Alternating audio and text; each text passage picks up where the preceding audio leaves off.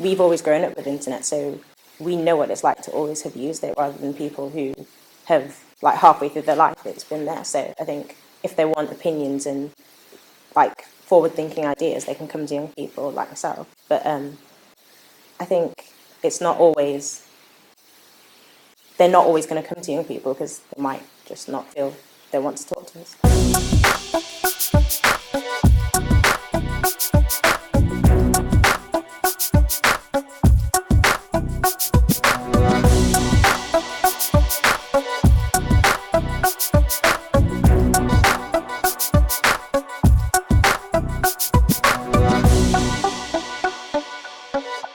Yeah, so when I was young, about 16 years old, I used to have a blog that I posted on a website every week, and there was one particular blog that didn't do very well because I had some quite radical views towards people from different countries, and I'm not a racist or anything. Like, my dad is an immigrant and I don't have those views anymore, and it was stupid. I don't even believe in them.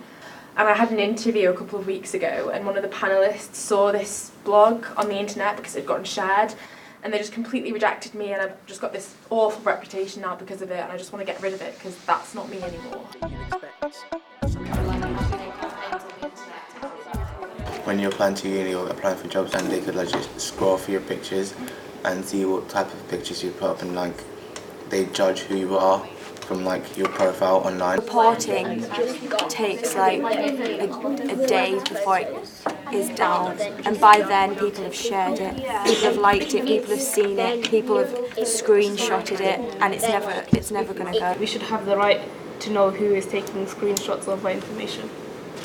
You should have a settings, so a very clear cut sort of criteria you can apply to your message. So this can't be screenshotted, this maybe could be timed, or this is only going to be viewed by certain people.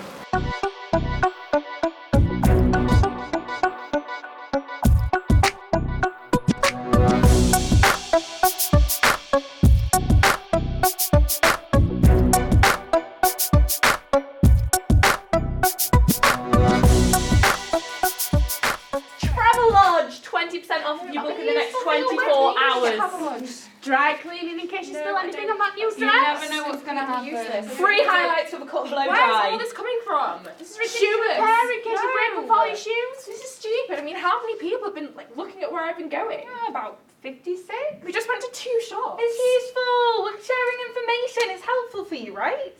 Companies should be able to, should be given permission to save your details, and if you do click it, you should be able to change your mind later on if you no longer want anything to do with that company.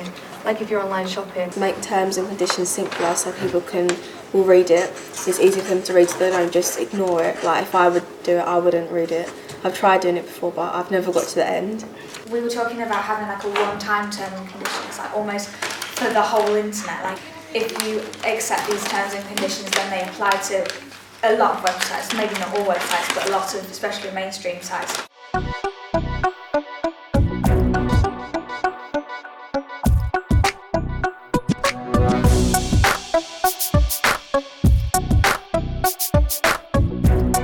If you can shove like shoes and like clothes in our face, then you should be able to like shove child line. I think there should be a helpline on quite a lot of the main websites where there'd be people on the other end. I've had a couple friends who have gone through them sorts of stages, but the help that was needed, it wasn't really that available for them.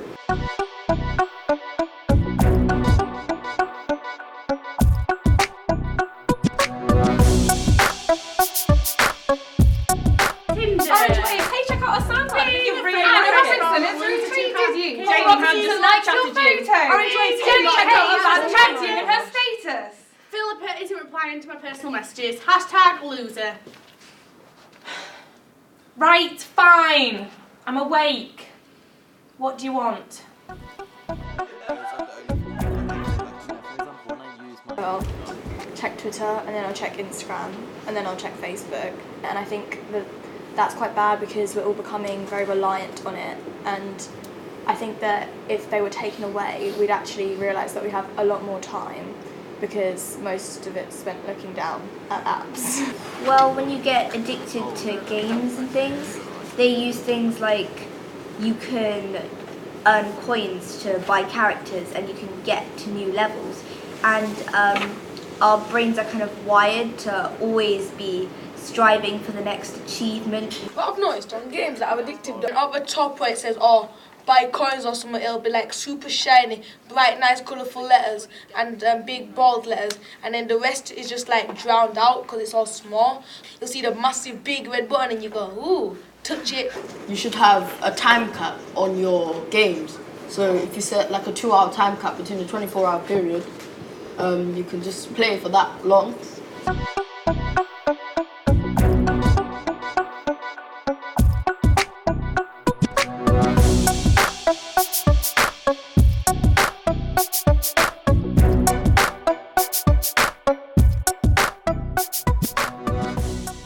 There's one main interest for like a company that makes these apps or makes these games, and that's like to say basically just to make money. It's more about making profits than it is about them being addicted or their customers well-being. We also thought the time notification on apps was really important, and like informing your parents as well as just yourself. So like every company has to give you this option. There should be some sort of education about how the internet and companies on the internet work, and that they're not necessarily doing everything in your favour. And yes, the internet is amazingly useful, but you have to sort of know how to behave, not just about towards other people, but how much data you should be giving out and what's realistically going to be happening to it.